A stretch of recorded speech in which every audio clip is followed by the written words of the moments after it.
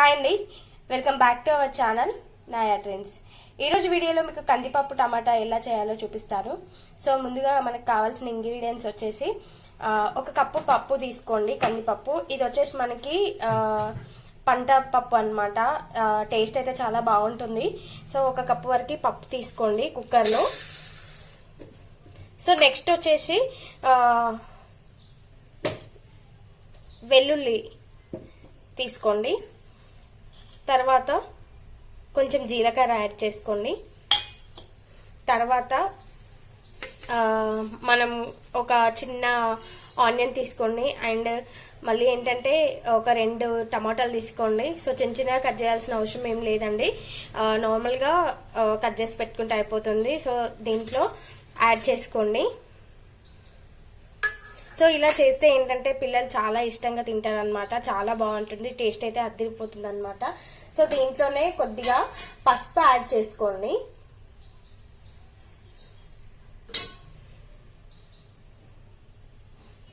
And కళ్యామాకు, ఫ్రెష్గా కళ్యామాకు అనమాట. నేను ఇలాగే వేసేస్తున్నానండి. సో కళ్యామాకు వేసుకోండి.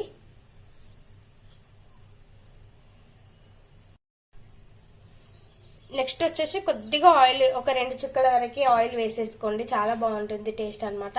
సో దీంట్లోనే వాటర్ యాడ్ చేసుకోండి. అంటే మీరు 1 కప్పు పప్పు వేస్తే మీరు 2 కప్పుల వరకు వాటర్ యాడ్ చేసుకోవచ్చు అనమాట. సో పప్పు అయితే చాలా బాగా అంటే మెత్తగా ఉడకాలండి.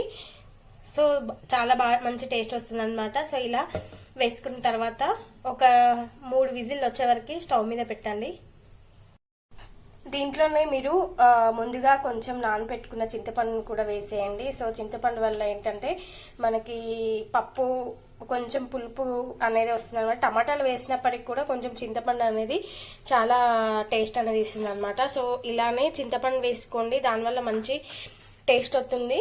సో దీన్ని ఒక 2 లేక 3 విజిల్స్ వచ్చే వరకు స్టవ్ మీద పెట్టుకోండి.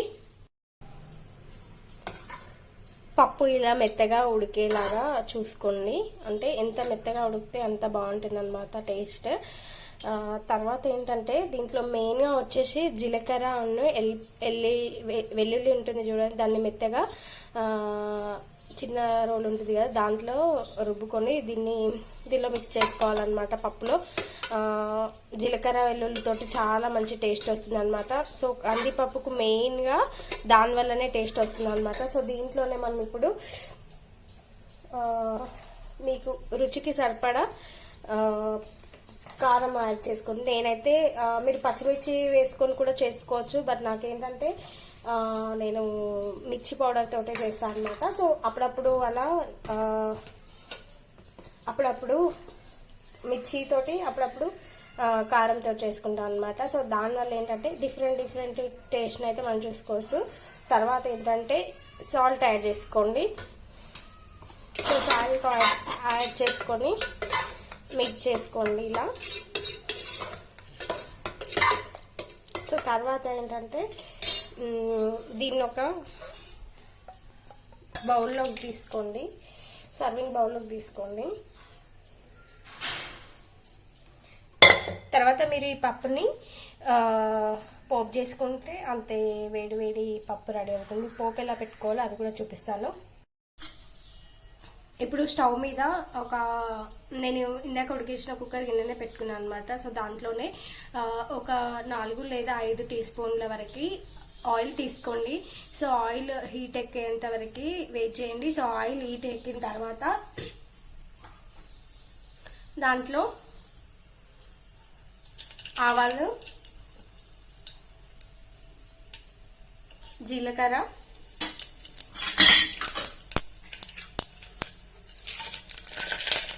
ఎండుమిర్చి,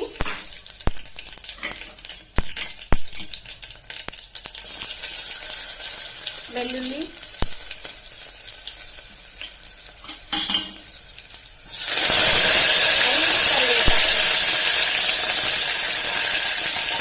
సో దీంట్లోనే పసుపు యాడ్ చేసుకోండి. యాడ్ చేసుకొని మిక్స్ చేసుకోండి. సో దీన్ని ఇందాక మనం ఉడికించి పెట్టుకున్న పప్పు ఉంది కదా,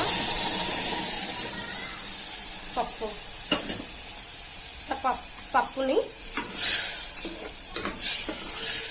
2 లేదా 3 నిమిషాల వరకు ఇలాగే ఉడకబెట్టుకోండి.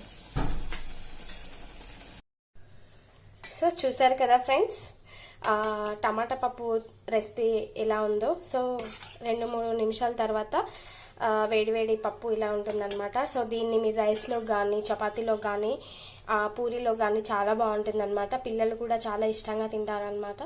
సో ఈ రెసిపీ కనుక మీ అందరికీ నచ్చినట్టయితే please like, share and subscribe to my channel.